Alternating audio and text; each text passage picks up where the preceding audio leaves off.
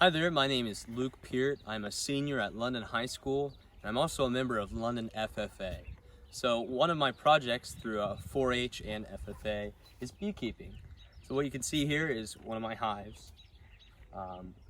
These guys survived the winter really well, and so today we're going to be taking off this insulation that I put around their hive to help them not overheat now that it's getting much warmer outside.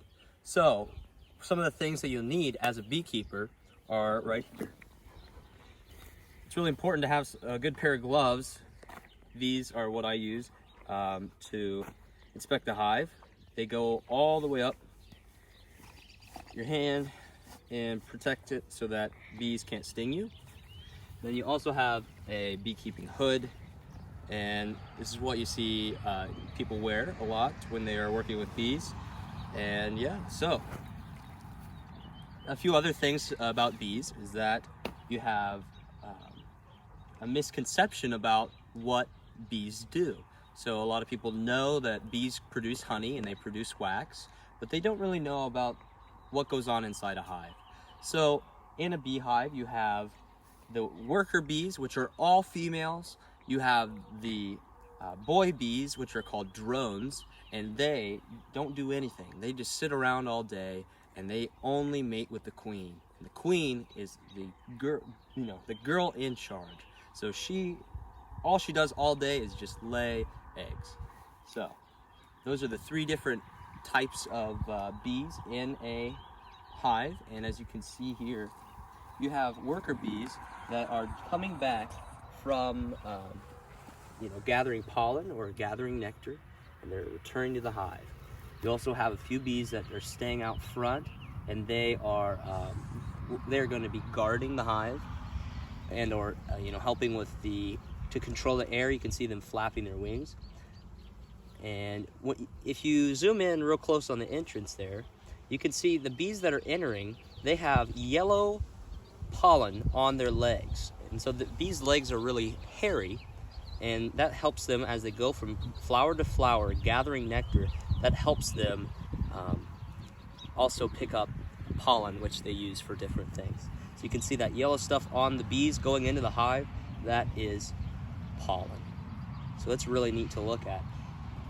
If something like a bear or an animal were to attack the hive, the bees would come out and they would sting the intruder.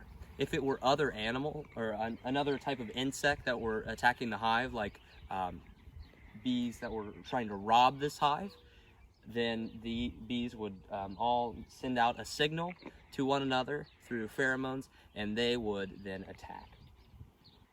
When bees sting an animal versus an insect, they can only sting once. So they have a barbed stinger. So their stinger is not straight, it has a hook on it. So if they sting something with flesh, it will stay in the whatever they stung, and it will cause the bee to die. So bees can only sting animals once. They can sting other insects more than once because they have an exoskeleton. So today we're going to be removing the insulation from the winter, and here we go.